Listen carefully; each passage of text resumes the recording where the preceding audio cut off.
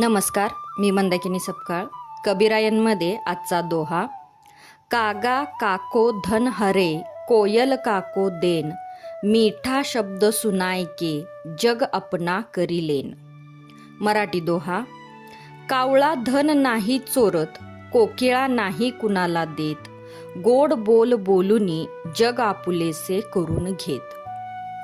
कावळा कुणाचे धन नाही चोरत, नुकसान नाही करत, पण त्याच्या कर्कश आवाजामुळे लोक त्याला पसंत करत नाहीत.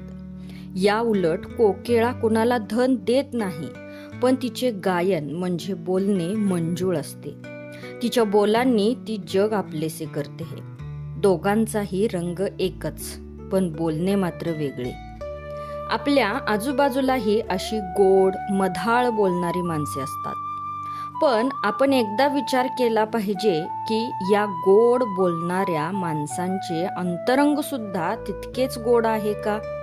म्हणूनच कबीर म्हणतात, कागा काको धन हरे, कोयल काको देन, मीठा शब्द सुनाय के, जग अपना करी लेन.